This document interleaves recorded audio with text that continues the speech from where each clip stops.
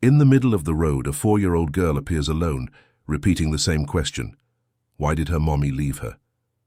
A wealthy man stops his car, rescues her, and changes her destiny with a simple act of compassion. But the child's past resurfaces forcefully, bringing secrets and pain. If you found this story interesting, don't forget to subscribe to our channel and tell us what city you're watching from.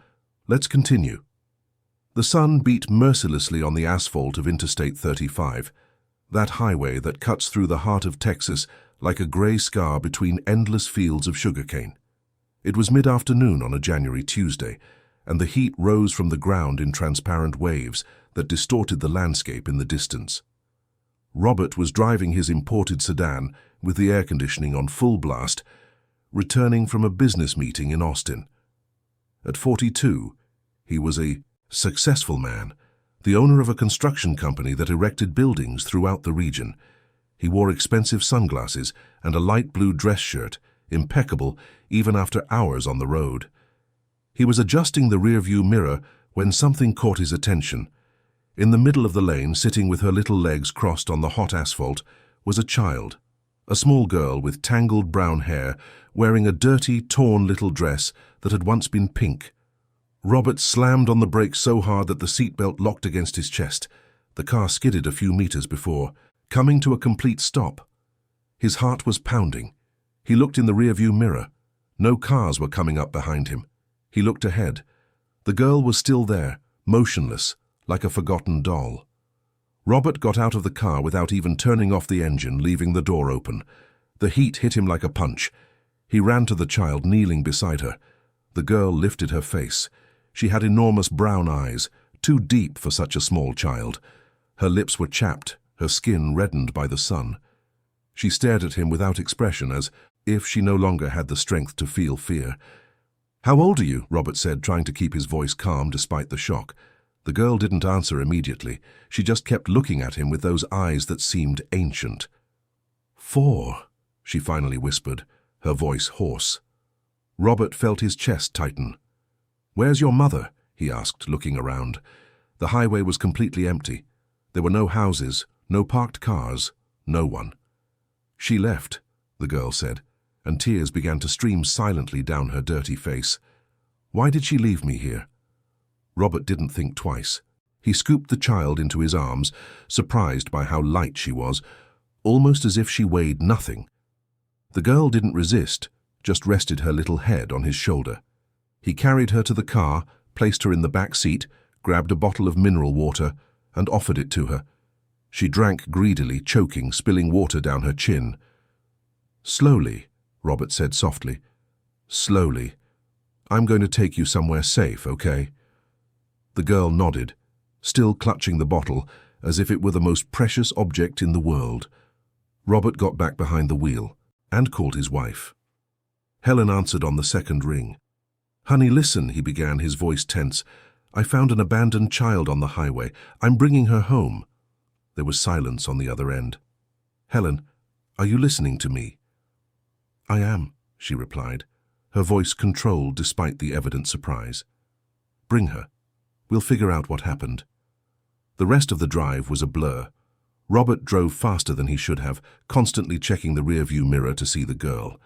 She had fallen asleep, her little head tilted against the window, her hand still clutching the empty bottle. When they finally arrived at their house, a modern, spacious home in a gated community on the outskirts of Austin, Helen was already waiting at the door. She was 40, with carefully styled blonde hair, and wore a light white linen dress. Her blue eyes widened when she saw the child in her husband's arms. "My God," she murmured, bringing her hands to her mouth. "Robert, is she—" "She's alive," he interrupted. "But she needs care." Helen didn't hesitate. She led the way inside.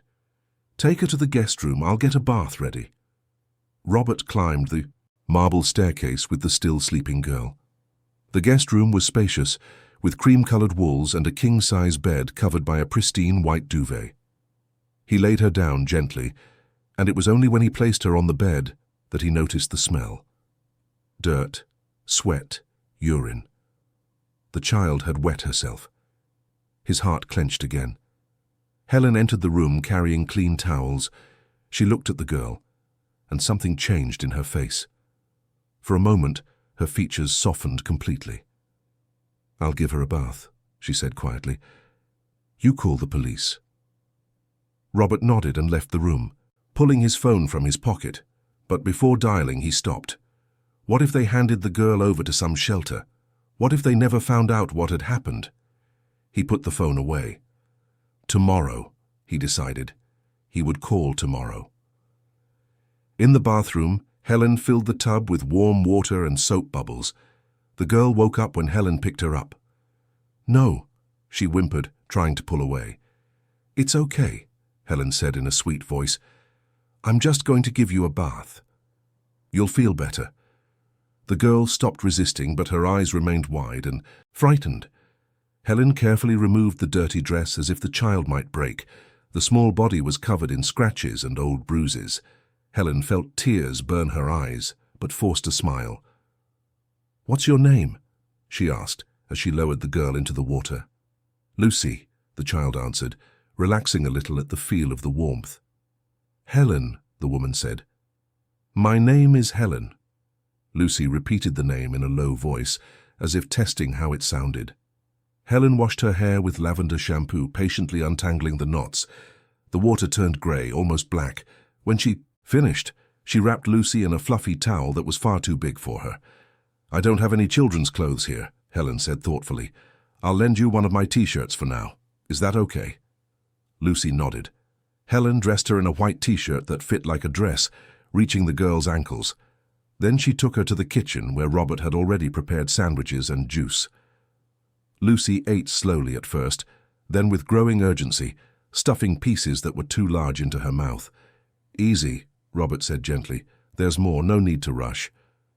After the meal, Helen took Lucy back to the guest room. The girl lay down on the huge bed, looking even smaller under the white duvet. Helen sat on the edge. "Do you want to tell me what happened?" she asked softly. Lucy was silent for a long moment. "My mum said she was coming back," she finally whispered. "She said she was going to get water, but she didn't come back. And then it got dark. And then it was daytime again, and she didn't come back." Helen felt a lump in her throat. "And your father?" she asked. Lucy shook her head. "My dad is gone," she said, using words she had clearly heard from adults. "My mum got really sad after that.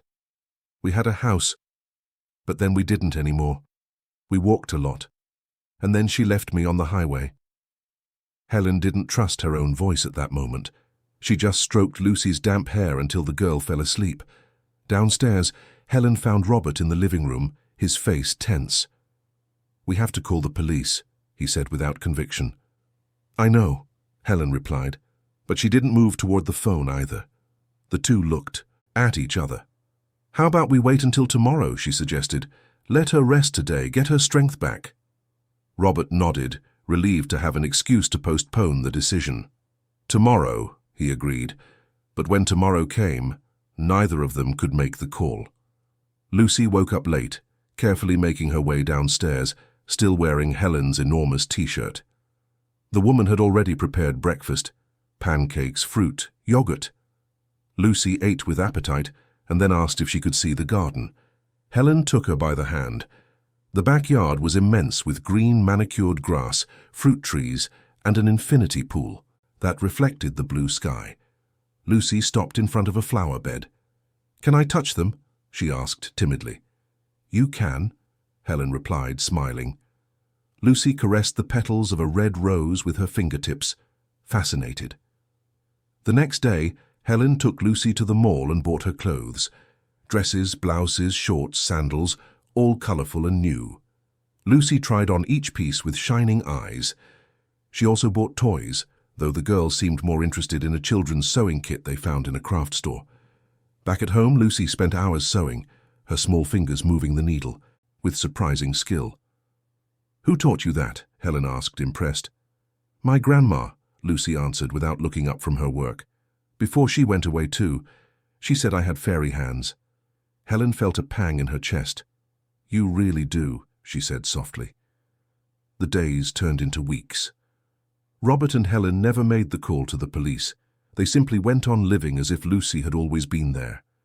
The girl began to smile more, to play in the garden, to ask to be held. Helen, who had never been able to get pregnant despite years of trying, felt her heart overflow every time Lucy called her name. The girl didn't call her Mom, but the way she said Helen carried an affection that was almost the same thing. Robert grew attached as well. He came home from work earlier to play with Lucy, taught her to swim in the pool and read her stories before bed. The house, which had always been too quiet, was now filled with childish laughter and curious questions. One night, as they were putting Lucy to bed, the girl held Helen's hand. "Can I stay here forever?" she asked in a small voice. Helen looked at Robert. They both had tears in their eyes. "You can," Helen whispered. "You can stay as long as you want." But deep down, a guilt was growing in both of them. They knew that somewhere out there was a mother, however irresponsible she might have been. They knew they couldn't just keep a child without following the legal procedures. Robert even researched adoption online but felt lost. Should they find a lawyer? What if the biological mother came back? What if Lucy was taken from them? Helen, for her part, lived in a state of denial. She pretended Lucy was truly theirs, that there were no complications. She bought children's books, enrolled the girl in online ballet classes, and started planning a birthday party. When Robert tried to talk about the situation, Helen would change the subject. "Not now," she'd say. "We're all happy, let's not spoil it." And they really were happy. Lucy blossomed in that environment. She gained weight, her cheeks turned rosy, her hair grew shiny. She no longer had nightmares. She loved helping Helen in the kitchen, mixing ingredients, licking wooden spoons. She loved it when Robert put her on his shoulders and walked around the garden pretending to be a giant. The girl had become the center of their home. 2 months after the rescue on a March afternoon, Robert was in his office when his business partner, Michael, called. "I need to stop by," he said, his voice strange. "There's something I need to tell you in person." Robert found the tone worrying but agreed. Michael had been his partner for 10 years, a serious and reliable man. They had built the company together. If Michael wanted to talk in person, it was because something important had happened. Michael arrived. Late that afternoon. He was a tall man with broad shoulders, graying hair and intense brown eyes. Robert greeted him in the living room. Before he could offer a coffee, Helen entered with Lucy by the hand. The girl had just woken up from her nap, her hair messy, wearing a yellow dress with daisies. "Hi, Uncle Michael," she said shyly. Michael had visited the house a few times since Lucy arrived. He was always kind to the girl, but on this day, when his eyes fixed on her, something in his expression changed. Michael turned pale. His mouth opened, but no sound came out. He looked at Lucy, then at Helen, then back at Lucy. "Robert," he said in a trembling voice, "where did you get this child?" The question sounded more like an accusation. Robert frowned. "I told you," he replied. "I found her abandoned on the highway." "Why?" Michael didn't answer. He continued to stare at Lucy as if he had seen a ghost. Helen instinctively pulled the girl closer. Michael took a step forward. "This girl," he said slowly, "is my niece." The silence that followed was deafening. Robert and Helen looked at each other, confused. "What do you mean, your niece?" Robert asked. Michael ran a hand over his face. "My sister," he began, his voice filled with contained emotion. "I have a sister, Vera. We grew apart years ago, after she got involved with a troubled guy. I tried to help, but she wanted nothing to do with me, cut off contact.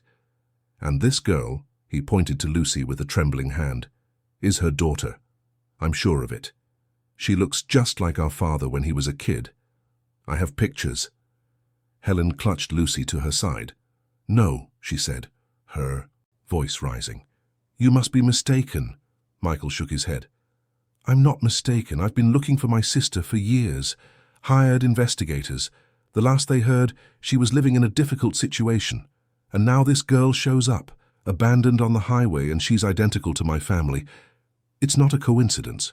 Robert felt the floor move beneath his feet. "So, you know where her mother is?" he asked. Michael hesitated. Not exactly, he admitted. But I can find out. I have contacts.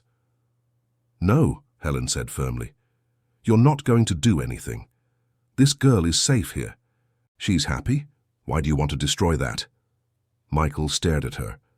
Because she has a mother, Helen, and as complicated as the situation is, we can't just keep someone else's child.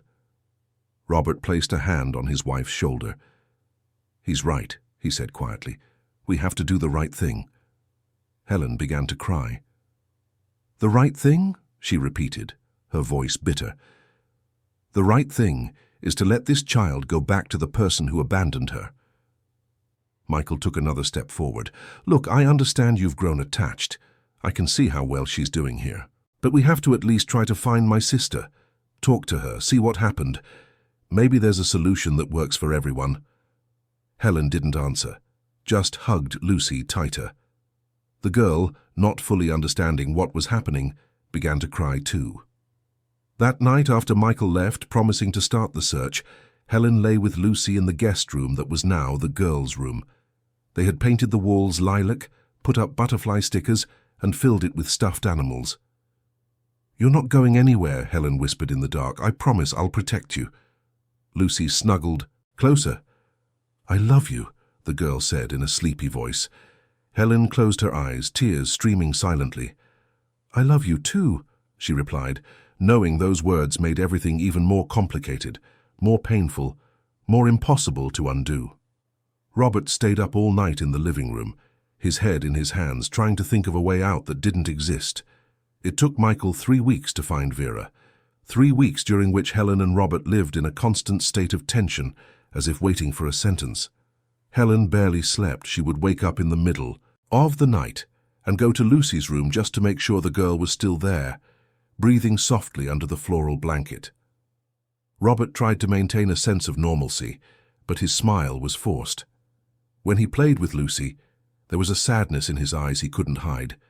Lucy sensed something was wrong. Children always do. She became quieter, more clingy. She followed Helen around the house like a shadow, holding onto the hem of her skirt. Helen, why are you crying? The girl asked one morning, touching the woman's face with her small hand. I'm not crying, Helen lied, quickly wiping her eyes. It's allergies. Lucy didn't seem convinced, but didn't press the issue. She just hugged Helen's waist tightly, as if afraid of being swept away by the wind. On the Wednesday of the 3rd week, Michael called. I found my sister, he said, his voice heavy. I'm bringing her over tomorrow. Robert hung up the phone with a trembling hand. Helen was in the kitchen making cookies with Lucy. When she saw her husband's expression, she dropped the baking sheet she was holding. The clang of metal on the floor made Lucy jump. Helen, Robert began, but he couldn't continue. She's coming, Helen said. It wasn't a question. Robert just nodded. That night was the longest of Helen's life. She lay beside Lucy, watching the girl's peaceful, sleeping face. She memorized every detail, the dimple on her left cheek, the freckles scattered across her nose, the way her eyelashes cast shadows on her skin. Helen stroked Lucy's brown hair, thinking of all the moments they had shared. The girl's first real smile, the first time she said she was happy. The afternoon they made a chocolate cake and ended up with flour in their hair. Laughing so hard, Helen cried. I won't let you go, Helen whispered in the dark. I won't. But even as she said it, she knew there was no choice. Vera was the biological mother. She had rights. And Helen and Robert, as much as they loved Lucy, were just 2 people who had taken her in without following legal procedures. They were in a dangerous grey area. If Vera wanted to take Lucy, they would have no legal grounds to stop her. The next morning, Helen dressed Lucy with special care. She chose the prettiest dress, light blue, with white lace details. She combed the girl's hair and tied it with a bow. Lucy twirled in front of the mirror, admiring her reflection. Am I pretty? She asked. You're beautiful, Helen replied, forcing a smile. Why are we getting all dressed up? Lucy wanted to know. Helen swallowed hard. We're having important visitors, she said vaguely. Michael arrived at noon. He wasn't alone. Beside him, getting out of the car with difficulty, was a woman who was too thin, with disheveled brown hair and sunken eyes. She wore an old blouse and faded jeans. Her shoulders were slumped, as if carrying an invisible weight. But what shocked Robert and Helen the most, watching from the window, was the man who got out of the back seat, tall, strong, with a stubbled beard and a hard expression. He wore a tank top that showed muscular, tattooed arms. His eyes were small and dark, and there was something menacing in his posture. "Who is that?" Helen asked, pointing at the man. "Michael didn't mention he was bringing someone else." Robert shook his head, worried. "I don't know. We're about to find out." They went downstairs. Lucy had stayed in the playroom, distracted by a puzzle. Robert opened the door. Michael entered first, followed by the thin woman. The large man came last, looking around with a critical expression, assessing every detail of the luxurious house. "Vera," Michael said, pointing to his sister, "these are Robert and Helen." Robert extended his hand, but Vera didn't take it. She just stood there, her hands clasped in front of her. "Where's my daughter?" she said, her voice low but with a sharp edge. Helen's heart sped up. "She's playing," she replied. "Vera, we need to talk first." "There's nothing to talk about." The large man interrupted, stepping forward. "We came to get the girl, that's it." Robert faced him. "And who exactly are you?" he asked, keeping his voice steady despite his nervousness. "Mark," the man replied, "Vera's partner. And let me tell you something. You had no right to keep the girl. That's kidnapping." Helen felt her legs go weak. "Kidnapping," she repeated, incredulous. "We saved her. She was abandoned, starving and thirsty in the middle of the highway. We cared for her, fed her, gave her shelter. How is that kidnapping?" Vera finally looked up. "I didn't abandon her," she said, her voice defensive. I was going through a tough time. I needed time to get myself together, but I was going to come back." Michael placed a hand on his sister's shoulder. "Vera," he said gently, "you left her alone on a highway for more than a day, under the sun, without water, without food. The girl could have been hit by a car. Something much worse could have happened." Vera started to cry. "I know," she sobbed. "I know it was wrong. But I was desperate. I had no money, nowhere to go. Mark said he would help me, but he—" She cast a quick glance at the man beside her. "He what?" Helen pressed. Vera didn't answer, just lowered her head. Mark cut her off. "Enough talk. Where's the girl? We're taking her and leaving." At that moment, Lucy appeared at the playroom door.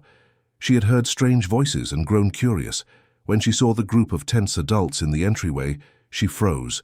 Her eyes passed over each face until they landed on Vera. The girl stood completely still. "Mom?" she whispered, and the word came out like a question, as if she wasn't sure what she was seeing. Vera looked up. When she saw her daughter, she let out a strangled sound. "Lucy," she said, holding out her arms. But Lucy didn't run to her. She didn't move. She stood there, her eyes wide, her face growing paler by the second. Then her gaze shifted to Mark, and in that instant something changed. The girl began to tremble. She took a step back. "No," she said, her voice rising. "No, no, no." Helen rushed to her, kneeling and pulling Lucy into her arms.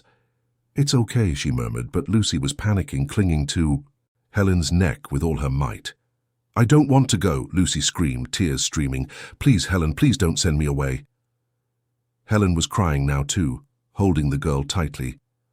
"I won't," she promised. "I won't let them." Robert moved closer, placing his hands on both of their shoulders. Vera took a step forward, her arms still outstretched. "Lucy, honey, it's me, your mum," she said, her voice breaking. "Don't you remember me?" "I remember," Lucy sobbed. "I remember you left me. You said you'd come back, but you didn't. I was hungry, I was so scared. It was dark and there were animals and you didn't come back." The words were like knives to Vera. She brought her hands to her face, crying now too. "I'm so sorry," she said. "I'm so, so sorry. But now I've come to get you. We're going back home." Lucy shook her head violently. "No, this is my home here, with Helen and Robert." Mark lost his patience. "Enough of this nonsense," he snarled, advancing. The girl is coming with us now. Robert stood in his way. You won't lay a finger on her, he said, his voice low but firm. Mark shoved him. Robert stumbled back but regained his footing. Michael stepped between the two men. Calm down, he said, holding up his hands. Let's all calm down. Fighting won't solve anything. Vera was sobbing uncontrollably now. Lucy, please, she begged. I'm your mother. You have to come with me. Helen glared at her. You abandoned her, she said, each word laced with accusation. You left a 4-year-old child alone to die. How dare you show up now and demand her back? Vera lifted her chin, a spark of anger momentarily replacing her despair. She's my daughter, mine. You have no rights over her. That's where you're wrong, Robert said. We can have rights. We'll file for custody. We have proof of abandonment. We have the child herself as a witness to what you did. Mark laughed, a cruel sound. You really think you'll win that? He looked around the luxurious house with contempt. Rich people always think they can buy everything, but they can't buy my family. Your family? Helen repeated with scorn. You're not even her father. Who do you think you are? I'm the only father she knows now, Mark retorted. Her biological dad took off and left, a pile of debt. Someone had to step up. Michael frowned. What debt? He asked. Vera looked away. Mark cut her off quickly. That's none of your business. But Michael didn't give up. Vera, he pressed, what's this about debt? Our father left you an inheritance. We split everything 50-50 when he passed. You got your share. It was a good amount. What happened to that money? Vera shook her head, crying harder. She began, but couldn't continue. Mark grabbed her by the arm. Don't say anything, he growled under his breath, but everyone heard. Robert saw the way. Mark squeezed Vera's arm and something clicked. You're afraid of him, he said directly to Vera. Aren't you? That's why you're here. Because he forced you. That's not it, Vera said quickly, but her voice lacked conviction. He doesn't force me to do anything. Mark helps me. But Robert had seen enough. He looked at Helen. They're not taking Lucy today, he said firmly. I'm calling my lawyer right now. We'll handle this the right way. Mark took a threatening step. You're not calling any lawyer. The girl comes with us now. Robert took out his phone. Then I'll call. The police, he said. Let's see what they think of this whole situation. Go ahead, Mark said, crossing his arms. It'll be interesting to explain to the police why you kept a child that isn't yours for 2 months without reporting it. That's a crime too, you know. The ensuing silence was tense. Robert knew Mark was right. They were also in an irregular situation. Michael sighed. Look, he said, let's do this. How about we all sit down and talk like adults? See if we can reach an agreement. A solution that's best for Lucy. It doesn't have to be today. We can schedule a meeting with lawyers if necessary. Vera seemed to consider it. She looked at Lucy, still clinging to Helen, her little face swollen from crying. There was genuine pain in Vera's eyes. Okay, she said softly. We can... But Mark interrupted her. No lawyers, no meetings. Either the girl comes now or I'll make a scene that will ruin this guy's reputation. He pointed at Robert. I can't imagine it's good for business to be accused of kidnapping. Robert stared at him. Are you threatening me? I'm making a promise, Mark corrected. Helen held. Lucy tighter. You'll have to go through me, she said, her voice trembling. I will not hand this girl over to someone who will clearly mistreat her. Mark advanced again. Michael blocked him. Get out of the way, Mark growled. Michael didn't budge. You're not going to touch them, he said calmly. If you want to take the girl, you'll have to go through me first. Mark sized him up. Michael was smaller than him, but there was determination in his eyes. After a tense moment, Mark backed down. Fine, he said, a humorless smile spreading across his face. You want to play lawyer, let's play. But I'm warning you, when we come back it'll be with a court officer, and then you'll have to hand over the girl anyway, and you'll still have to answer for all this in court. Vera followed Mark in silence as he turned and left the house. Before she crossed the threshold, she looked back one last time. Lucy, she said softly. The girl didn't answer, keeping her face hidden in Helen's neck. Vera closed her eyes briefly, as if in physical pain, then left. The door closed behind them. The sound of the car driving away echoed in the silence that remained. Helen collapsed to the floor, still holding Lucy. Robert knelt beside them, wrapping them both in his arms. Michael stood, running a hand through his hair in frustration. "This is going to get ugly," he said. "Mark isn't bluffing. He'll use every legal resource to take the girl. And unfortunately, technically, he's in the right. Vera is the biological mother." "But what about the abandonment?" Helen protested. "Doesn't that count for anything?" "It counts," Michael agreed, "but it will depend on how the judge interprets it, and if Vera says she was in a temporary state of vulnerability, that she never intended to abandon her permanently, that she came back as soon as she was able, the judge might accept it." Robert sighed. "So what do we do?" Michael thought for a moment. "I'll talk to some lawyers who specialize in child law, see what our options are, but I won't lie, it's going to be tough. You kept her without reporting it. That complicates everything." Helen hugged Lucy tighter. The girl had stopped crying, but was trembling. "I'm not letting her go," Helen repeated, but now the promise sounded hollow, even to her own ears. Robert kissed the top of both their heads. "We'll do everything we can," he said, "everything." But even as he spoke, a sense of helplessness consumed him. They had money, resources, connections, but none of that seemed enough against the simple biological reality. Vera was the mother, and the law favored the mother. That night, Helen didn't leave Lucy's room.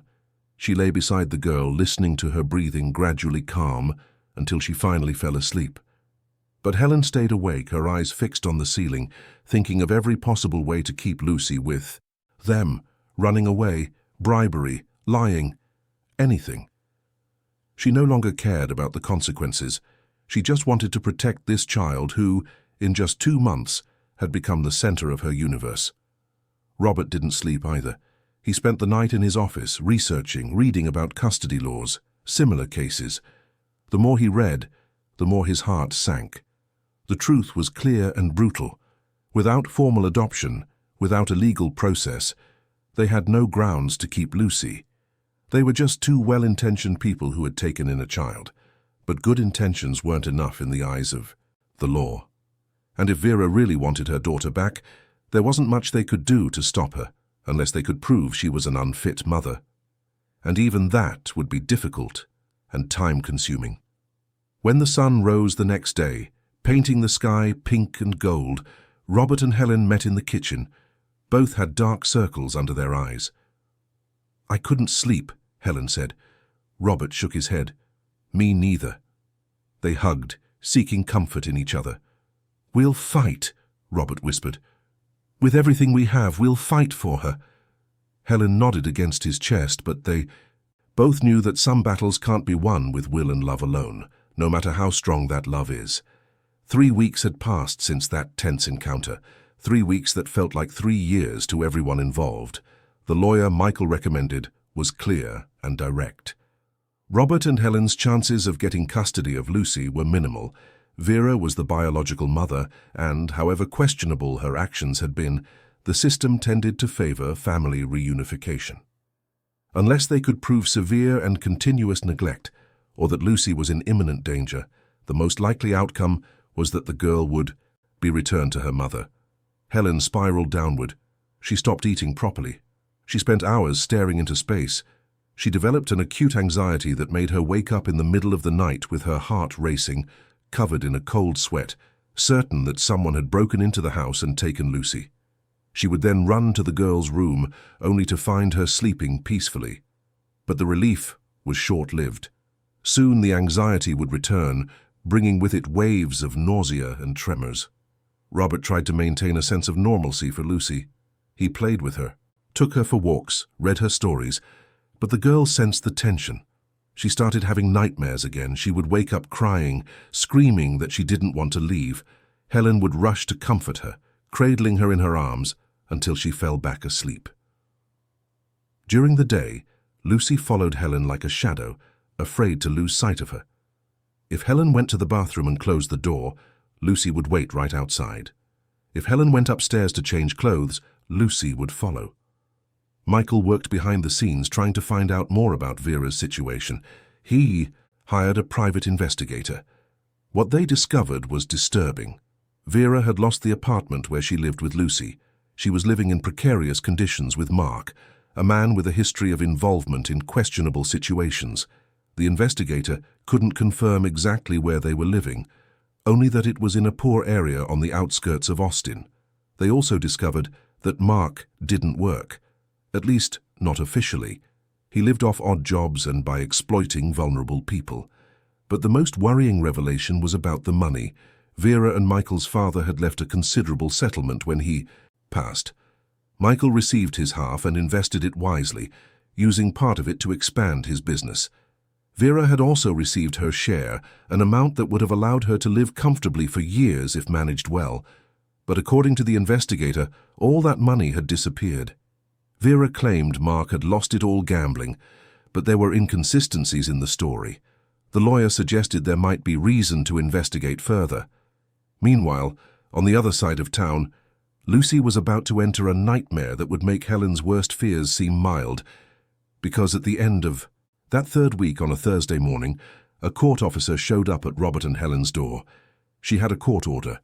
Vera had filed for repossession of her daughter, and surprisingly the judge had granted it. Lucy was to be handed over to her biological mother immediately. Helen collapsed. She clung to Lucy, crying hysterically. "No!" she screamed. "You can't do this. She's in danger." The court officer, a middle-aged woman with a tired face, seemed genuinely troubled by the situation. "Ma'am, I understand," she said softly, "but I have a court order. If you don't comply, I'll have to call for backup, and that will make it worse for everyone." Robert tried to argue to show the investigator's reports, but the officer shook her head. "This needs to be brought before the judge," she explained.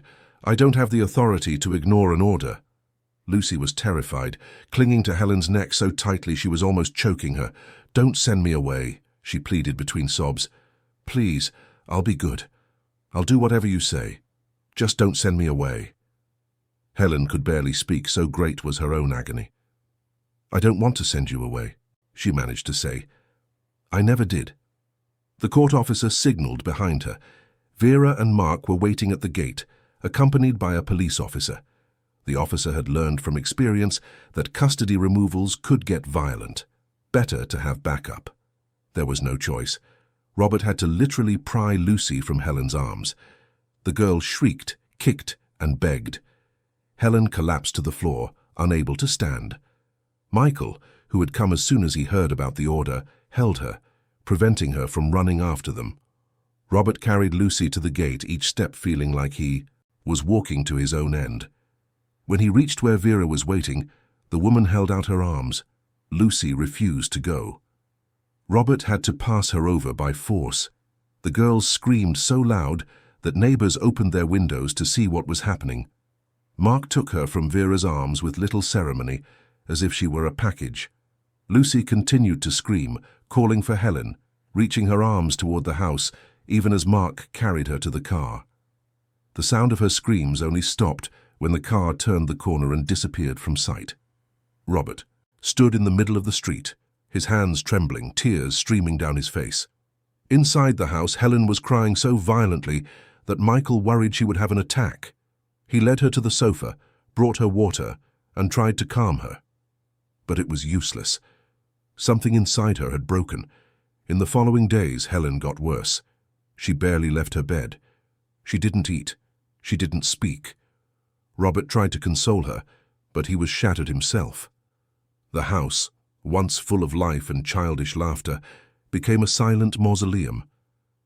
Lucy's room remained untouched, the stuffed animals arranged on the bed, the closet full of colorful little clothes that would never be worn again.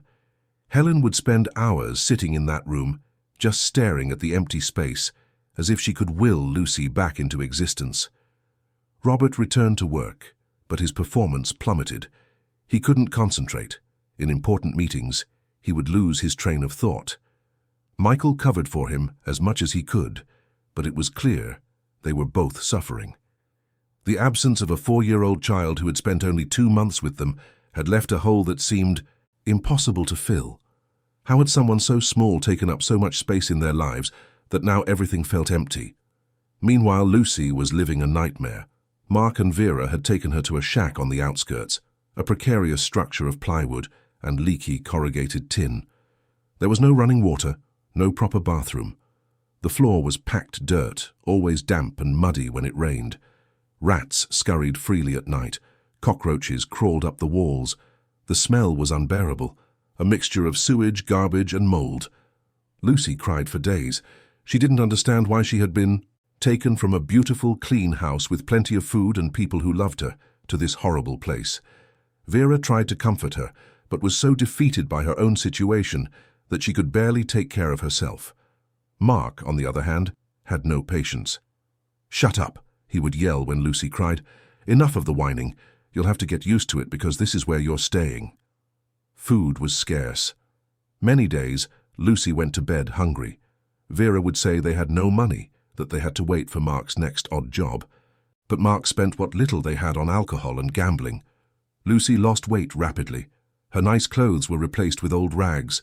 Her hair, once well cared for, became tangled and dirty.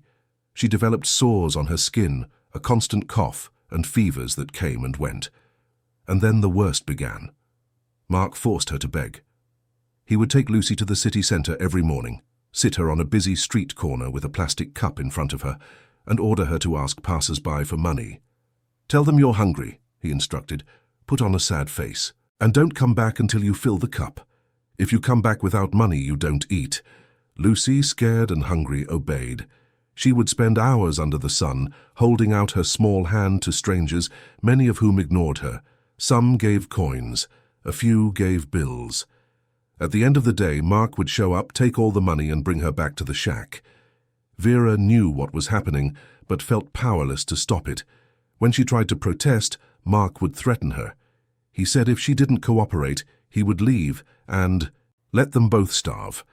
Vera, emotionally exhausted and financially dependent on him, would give in. She justified it to herself by saying it was temporary, that things would soon get better. But things only got worse. It was on one of these begging afternoons that Robert and Helen found Lucy. They had gone out for the first time since the girl was taken. Helen had finally agreed to try leaving the house, to go downtown to do some shopping in an attempt to return to normalcy. Michael had insisted, saying they needed to keep living no matter how hard it was. So there they were, walking aimlessly down the street when Helen stopped suddenly. There, sitting on the corner, was a little girl who was far too thin, with dirty hair and torn clothes. But Helen would recognize that face anywhere, under any circumstances. "Lucy," she whispered in disbelief. Robert followed her gaze. The recognition hit him like a punch to the gut. It was her. It was really her, but so different, so fragile, so devastated, that for a moment he doubted his own eyes. Helen ran. She didn't think. She didn't hesitate. She just ran and knelt in front of the girl. Lucy looked up, her eyes tired and lifeless. Then recognition dawned. "Helen!" she cried, and threw herself into the woman's arms.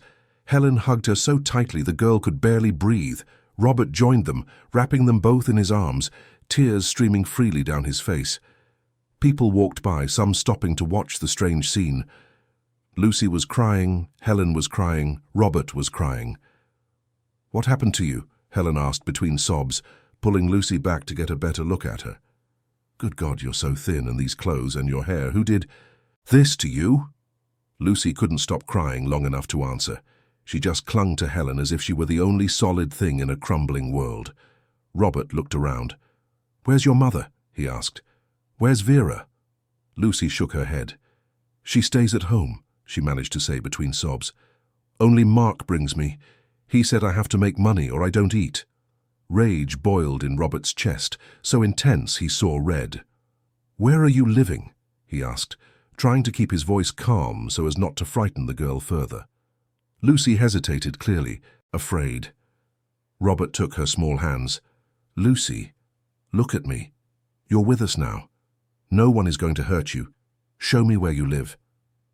Lucy led them, still holding Helen's hand tightly, as if afraid she would disappear. They walked through streets that grew poorer and dirtier. Finally, they reached an area of makeshift shacks. Lucy stopped in front of a particularly dilapidated structure. "This is it," she said softly. Robert and Helen looked at each other, horrified. This couldn't even be called a house. It was little more than a box of rotting wood. Robert knocked on the door, or what passed for a door, a sheet of plywood hanging from rusty hinges. No one answered. He knocked harder. Finally, they heard movement inside. The door opened. Vera appeared. She looked worse than the last time they had seen her. Thinner, with deep dark circles, her hair even more disheveled. When she saw who was at her door, she turned pale. "What are you doing here?" she asked, her voice thin. "We came to get Lucy," Helen said, pulling the girl closer. "And we're not leaving without her." Vera looked at her daughter, then back at Helen. "You can't just take her," she said, but there was no strength in her voice. "I have a court order. She's my daughter." "Your daughter, whom you're letting beg on the streets," Robert said, his voice hard. "Your daughter who is malnourished, sick, and in rags. What kind of mother does that?" Vera started to cry. "I didn't want to," she sobbed, "but Mark said it was necessary, that we had no money, and I don't know what to do anymore. I don't have a job, I have nothing. He said he would take care of us, but—" She stopped, bringing her hands to her face. Robert felt some of his anger dissipate, replaced by something close to pity. Vera was clearly a victim as much as Lucy was, but that didn't excuse her actions. At that moment, Mark appeared behind Vera. When he saw Robert and Helen, his expression hardened. "What are these people doing here?" he growled. "Get out before I call the police." "Go ahead," Robert said, taking out his phone. "Let's see what the police think of a child being forced to beg." Mark advanced but stopped when he saw Robert didn't back down. Just then, another figure appeared. Michael had followed Robert and Helen, keeping his distance but ready to intervene if necessary. When Michael came into view, carrying a folder of documents, Mark looked nervous for the first time. Michael opened the folder. "Vera," he said calmly, speaking directly to his sister, "I need to ask you a question, and I need you to be honest.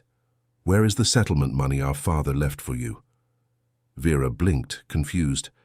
"I told you, Mark lost it all gambling." "No," Michael said, shaking his head. "He didn't. My investigator discovered something interesting. That money was never gambled. It was transferred to Mark's account. And then it disappeared." Vera looked at Mark, her eyes wide. "Is that true?" she asked, her voice trembling. "Mark, did you lie to me?" Mark tried to laugh, but the sound came out forced. "I don't know what he's talking about," he said. "This guy is making things up." Michael pulled a paper from the folder. "I have the bank statements right here.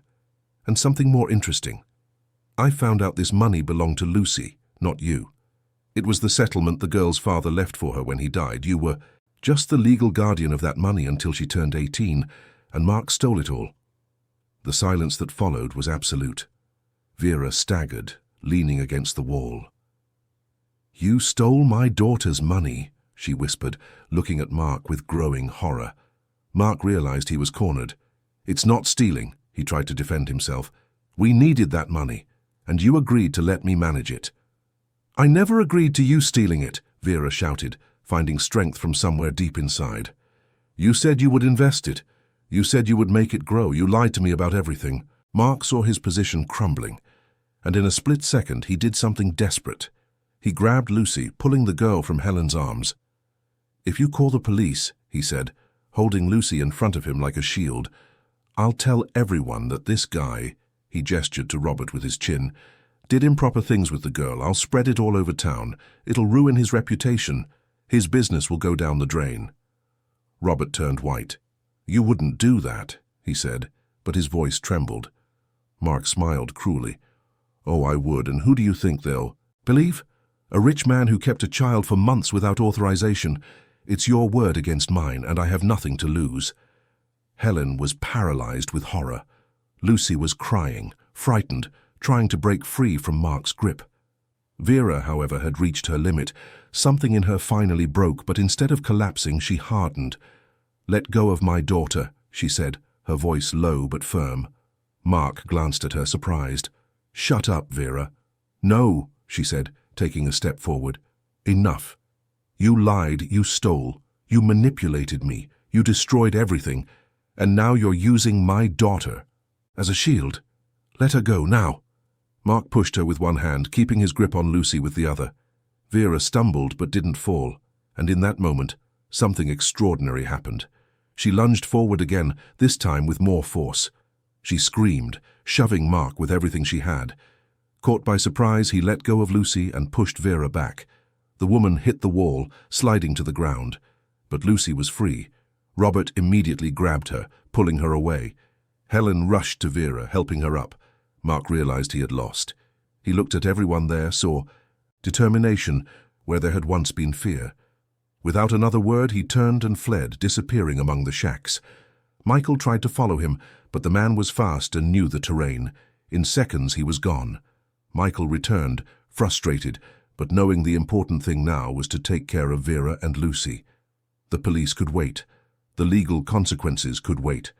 First, they had to save these two. Robert took Lucy straight to the hospital. The girl had a high fever, a relentless cough, and when the doctors examined her, the diagnosis was quick and damning: severe malnutrition, dehydration, anemia, a respiratory infection, possible signs of acute traumatic stress. She needed to be admitted for at least a few days to stabilize her condition. Helen didn't leave her bedside for a second. She held Lucy's small hand as she slept, connected to IVs and medication, her tiny body almost disappearing under the white sheets. Vera also went to the hospital, taken by Michael. She had initially stayed at the shack, in a state of shock, but Michael insisted she needed to go too. When they arrived, Helen looked at her with a mixture of anger and pity. The two feelings warred within her. Part of Helen wanted to scream at Vera, to blame her for everything Lucy had suffered, but another part saw a broken woman who was also a victim, who had also been manipulated and abused. The situation wasn't black and white. It was a confusing mess of greys that no one knew how to solve. A hospital social worker showed up on the second day. It was protocol when a child arrived in that condition. She asked questions, many questions. Robert and Helen answered honestly. They told her about finding Lucy abandoned, about the 2 months she spent with them, about the court order, about finding her begging. Vera was also interviewed.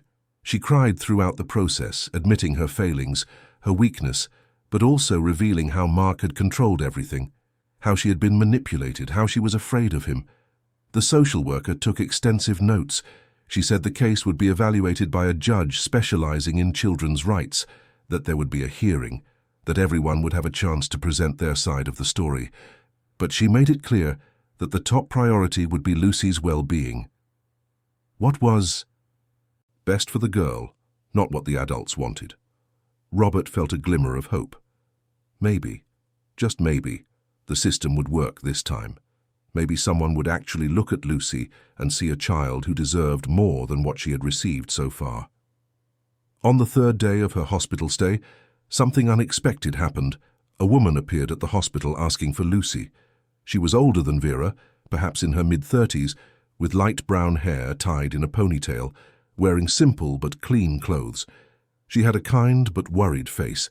When the receptionist asked who she was, the woman hesitated. "My name is Sylvia," she said. "I'm Lucy's mother, her real mother." The confusion that followed was immediate. The receptionist called the head of security. Sylvia was taken to a waiting room while they tried to understand what was happening. Michael, who was at the hospital visiting Lucy, was called. When he saw Sylvia, he frowned. "Who are you?" he asked directly. Sylvia took a deep breath. "My name is Sylvia Costa. 4.5 years ago, I left my daughter with a woman named Vera. I was in a very difficult situation at the time. Serious personal problems. I didn't think I was fit to care for her. Vera offered to take her temporarily while I recovered." Michael studied her. "And what happened?" Sylvia looked down. "I went to a place where I could get professional help. Treatment. It took much longer than I expected, almost 4 years. But now I'm recovered. I have a job, a home, stability. I came back looking for Vera 2 months ago, but she had disappeared. No one knew where she was. I kept looking, and I finally got an address. I went there today. The shack was empty, but a neighbor told me the girl had been taken to the hospital. I came running. Michael nodded slowly, processing the information. Do you have any way to prove what you're saying? He asked. Sylvia opened a worn bag and took out a folder of documents. Lucy's birth certificate, which listed Sylvia as the mother, old photos of Sylvia with a baby, a notarized temporary guardianship agreement signed by Sylvia and Vera 4 years ago, medical and social worker reports documenting Sylvia's progress during her treatment, a letter of recommendation from her therapist, an employment contract. Proof of residence? Michael examined everything carefully. I'll need to confirm these documents, he said, but at first glance they seem legitimate. Sylvia nodded, waiting. If they're real, Michael continued thoughtfully, then Vera had no legal right to keep Lucy permanently. It was only temporary guardianship. Sylvia agreed. I gave her authorization for 1 year. After that period, there should have been a reassessment, but I couldn't come back in time and I lost contact. I assumed Vera had formalized an adoption, that my daughter was safe and well cared for. I never imagined things would have gotten to this point. Michael asked Sylvia to wait and went to talk to Robert and Helen. When he told them about Sylvia's arrival, Helen turned pale. Another woman, she whispered. Someone else wanting to take my Lucy. Robert held her by the shoulders. Calm down, he said. Let's hear what she has to say. They went together to meet Sylvia. The woman stood up when she saw them, nervous. Robert and Helen sized her up, looking for any sign that she would be another problematic person in Lucy's already complicated life. But what they saw was different. Sylvia had honest eyes. She had a calm but firm posture. When she asked if she could see Lucy, Helen hesitated. The girl is sleeping, she said, and she's been through enough trauma. I don't know if it's a good idea to introduce another stranger right now. Sylvia nodded, understanding. I get it, she said softly. You're protecting her. That's good. It means she has people who care. But you need to understand that I didn't abandon my daughter. I left her with someone I trusted, with the intention of coming back when I was better. And now I'm back. Helen felt tears welling up. Everyone wants Lucy, she said, her voice breaking. Everyone has reasons, stories, documents. But who asks what Lucy wants? Who cares about what she feels, about what's best for her? Sylvia moved closer. I care, she said firmly, more than anything. And if you give me a chance, I'll prove it. I didn't come here to snatch her away from people who clearly love her. I came to be part of the solution, not to create more problems. Something in Sylvia's tone touched Helen. She saw sincerity there. She saw a repentant mother, not an opportunist, but still the fear was immense. Over the next week, as Lucy recovered in the hospital, something extraordinary began to happen. Sylvia visited every day but didn't force contact with Lucy. She would stand outside the room, just watching through the window, making sure her daughter was getting better. Helen and Robert were also always there, and Vera appeared regularly, though she kept her distance, clearly ashamed of her role in the whole situation. It was Michael who suggested something unusual. One evening, he gathered them all. Sylvia, Helen, Robert, and Vera. They sat in an empty meeting room at the hospital. Look, Michael began, this situation is a giant legal and emotional mess. Everyone here has valid arguments, everyone loves Lucy, each in their own way. But fighting will only hurt the girl more. How about we try something different? How about we work together? Sylvia was the first to respond. I'd be willing, she said. My goal isn't to take Lucy away from anyone. I just want to be in my daughter's life again. Helen wiped her eyes. Me too, she admitted.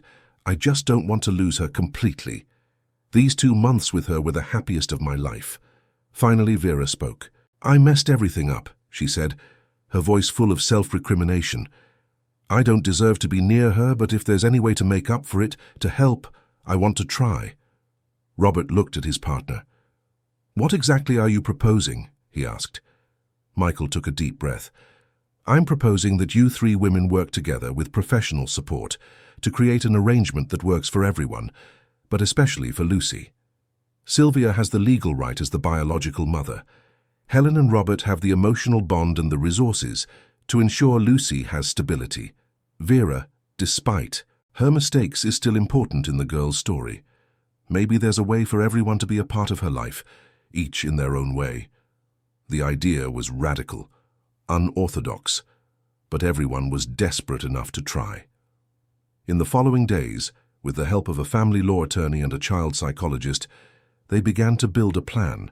Sylvia, as the biological mother with proven legal rights and now demonstrated stability, would have official legal custody of Lucy. But given the unique situation and considering what would be best for the child's adjustment, she agreed to a special arrangement. Lucy would live with Robert and Helen during the week.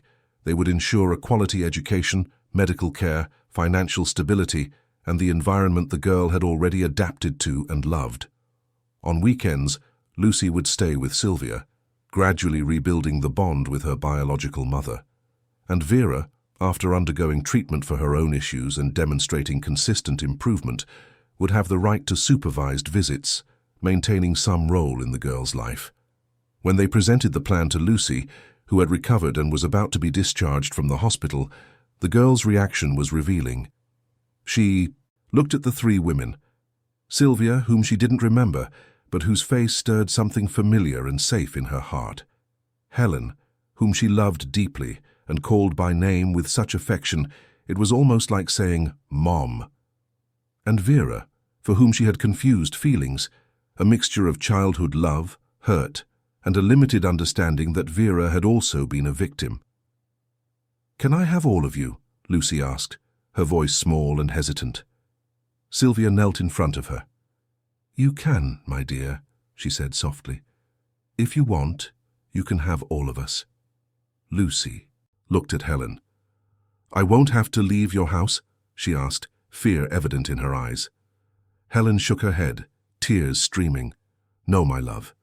You'll keep living with us during the week, and on weekends you'll get to know Sylvia better.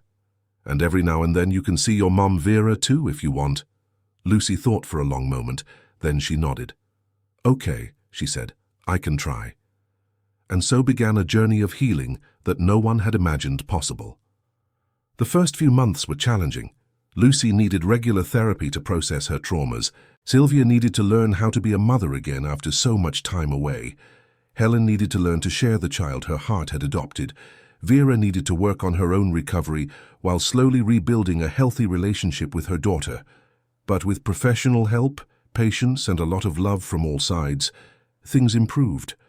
Lucy began to flourish in a way that none of these women alone could have provided. She had the stability and resources of Robert and Helen's home. She had the biological bond and the history that Sylvia could tell her about, her father, about where she came from. And she eventually had some level of forgiveness and understanding for Vera, understanding in a simple way that sometimes adults make mistakes, but they can still be loved. As for Mark, he was never seen again. The police were called. Investigations were opened into the stolen money, but he had vanished completely. Lucy's settlement money was tracked and partially recovered. What they managed to retrieve was placed in a protected account in the girl's name to be accessed when she turned 18. Michael also contributed, feeling a responsibility for not having protected his niece better from the start. The months turned into a year. Lucy turned 6 with a party that had 3 women helping to organize it. Sylvia made the cake. Helen decorated the house. Vera, who now lived in a simple but decent apartment with Michael's help and worked at a laundromat, contributed by making the invitations by hand, using the craft skills she had taught her daughter years before. Robert hired an entertainer and bought presents. Michael took his niece to pick out the gift she really wanted, a professional sewing kit, because Lucy had inherited Vera's talent for handicrafts. And it was on a special day during the annual Austin City Festival that something happened that would seal everything.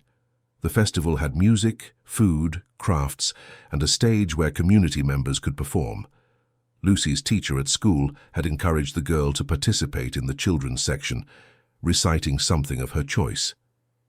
Lucy had secretly worked on a poem for weeks, with her teacher's help, but without showing it to anyone at home.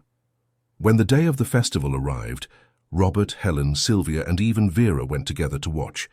They sat side by side in plastic chairs in front of the makeshift stage in the main square. There were other families around, children running, the smell of popcorn and cotton candy in the air. When it was Lucy's turn, she walked onto the stage wearing a lilac dress Helen had bought, new shoes Sylvia had chosen, and a bow in her hair that Vera had made. The girl stood in the center of the stage, small under the spotlights, but strangely confident. The microphone was lowered to her height. She held it with both hands and looked out at the audience. She found the faces of the three women, Robert and Michael, in the crowd. She took a deep breath. "I wrote a poem," she said, her amplified voice echoing across the square. "It's about family." And she began to recite. "There was a woman who made me, who gave me life, but had to go away because she was sick in her soul. But she came back when she got better. There was a woman who tried to take care of me when she couldn't. Sometimes she fell, but she tried to get up again, and she's still trying. There was a woman who found me when I was lost, who gave me a home when I had nowhere to stay, who taught me that love doesn't need blood to be real. And there's a man who calls me his daughter even though I'm not his blood, who makes me laugh and makes me feel safe." Lucy paused, looking directly at the women who were now openly crying. "My teacher said that family is who takes care of you," she continued, "that it's who stays when everything gets hard, that it's who loves you even when you're scared or angry or sad. I had a lot of bad things. I was hungry, I was cold, I was scared. But now I have 3 moms and a dad and an uncle who love me, and that makes me the luckiest girl in the world." She finished and stood there, small and vulnerable, but also strong in a way that only children who survive the impossible can be. The entire square erupted in applause. People wiped away tears. Helen stood up, then Sylvia, then Vera. They ran to the stage. Lucy came down the steps and was enveloped by 6 arms simultaneously. The 3 women hugged her together, crying, laughing, telling her how much they loved her. Robert and Michael joined the group hug, there in the middle of that crowded square, under the darkening Austin sky, with music playing in the background and the smell of festival food in the air. That unconventional, impossible, imperfect, but intensely real family sealed their future together. It wasn't what anyone had planned. It wasn't what law books or psychology suggested. But it worked.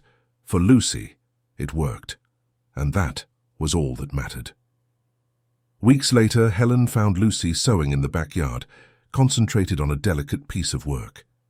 The girl was making a small embroidered mat with 4 different flowers, a red rose, a white daisy, a yellow sunflower, and a purple violet. "What are you making?" Helen asked, sitting beside her. Lucy smiled. "It's for my family," she explained. "Each flower is a person." She pointed to each one as she spoke. "The rose is you, strong and beautiful. The daisy is Sylvia, simple but full of light. The sunflower is Robert, big and cheerful. And the violet is Vera, small but brave enough to grow in hard places."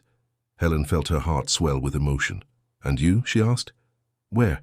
Are you in this?" Lucy thought for a moment. "I'm the earth that holds all the flowers together," she answered with the strange wisdom children sometimes have. "Without me, they wouldn't have a reason to grow in the same place." Helen pulled her into a hug. "You really are," she whispered. "You're the reason we're all here. The reason we've all learned what it truly means to be a family." And as the sun set, painting the sky in shades of orange and pink, Helen looked at this 7-year-old girl, once abandoned on a highway, then rescued, separated, found again, and finally loved by so many people in so many different ways.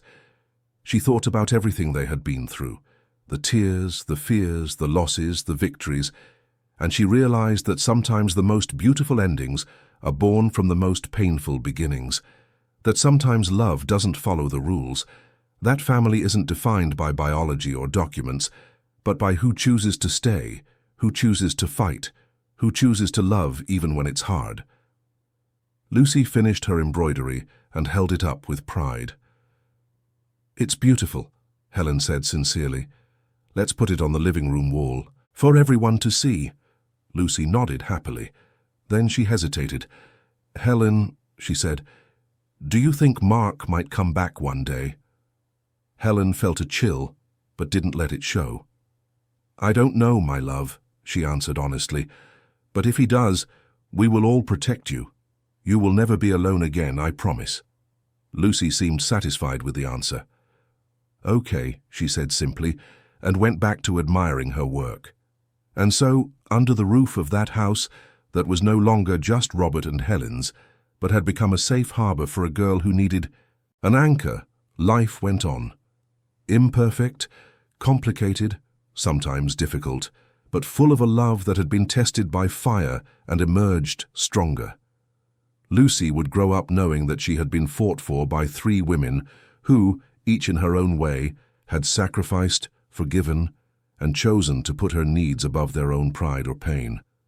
She would grow up knowing she was loved enough for very different people to find a common path.